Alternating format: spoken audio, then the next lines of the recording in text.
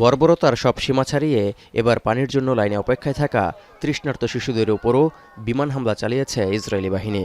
রোববার গাজার নুসাইরাত শরণার্থী শিবিরের পানি বিতরণ কেন্দ্রে ফেলা ওই বোমায় ৬ শিশুসহ প্রাণ গেছে অন্তত ১০ ফিলিস্তিনির। অনেক আহত শিশুকে বুকে জড়িয়ে চিৎকার করতে করতে দিক বেদিক ছুটতে দেখা গেছে অসহায় বাবা মা ও স্থানীয়দের। শেকড় থেকে শিখরে। অবরোধের কারণে অন্যান্য সবকিছুর মতোই চিকিৎসা সামগ্রীর সংকটে আহতদের চিকিৎসা দিতে হিমশিম খেতে হয়েছে বলে জানান আল আউদা হাসপাতালের জরুরি বিভাগের এই চিকিৎসক।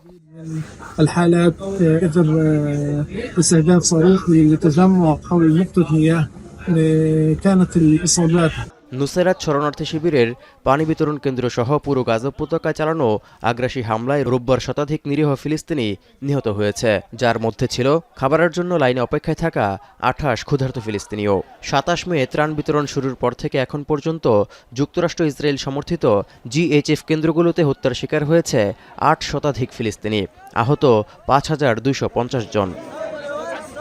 ولسه كمان موت وشهداء وانتم العرب هيك بتفرجوا.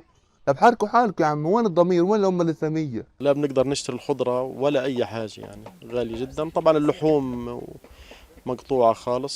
موضوع الحروق يعني محتاج لنظام أو سلم غذائي معين. এর মধ্যেই গাজার শিশুদের নিয়ে বড় দুঃসংবাদ দিল জাতিসংঘের শিশু সংস্থা ইউনিসেফ। সংস্থাটি জানিয়েছে রোববার অপুষ্টিতে ভুগে চিকিৎসাধীন অবস্থায় মারা গেছে ৭ মাস বয়সী এক শিশু। এ নিয়ে যুদ্ধ শুরু হওয়ার পর থেকে এখন পর্যন্ত কমপক্ষে ৬৭ শিশু অপুষ্টিতে মারা গেছে। এছাড়া জুন মাসে খাবারের অভাবে অপুষ্টিতে আক্রান্ত শিশুর সংখ্যা ৫,৮০০ ছাড়িয়েছে, যার মধ্যে ১,০০০-এর বেশি শিশু গুরুতর অবস্থায়।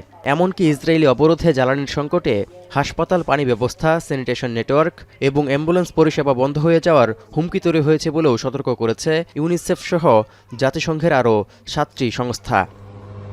So many cases in Gaza of children who have survived these horrendous attacks on their homes. Doctors and nurses, but without all the medicines and painkillers they need because that's denied entry.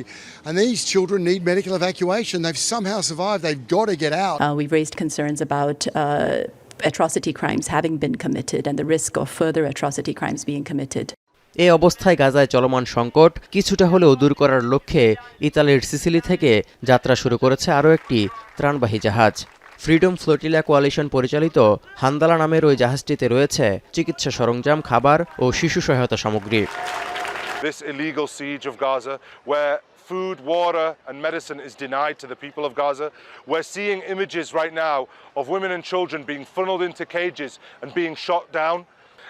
And the whole world is silent and watching this going on. এদিকে ভয়াবহ এই সংকটের মধ্যেও কয়েক সপ্তাহ ধরে শুধু ৬০ দিনের যুদ্ধবিরতিতে পৌঁছানো সম্ভব হবে বলে আশা দিয়ে যাচ্ছেন মার্কিন প্রেসিডেন্ট ডোনাল্ড ট্রাম্প। রোববারও ফিফা ক্লাব বিশ্বকাপ ফাইনালের ফাঁকে সাংবাদিকদের জানান আগামী সপ্তাহের মধ্যে সমাধানে পৌঁছানো সম্ভব হবে।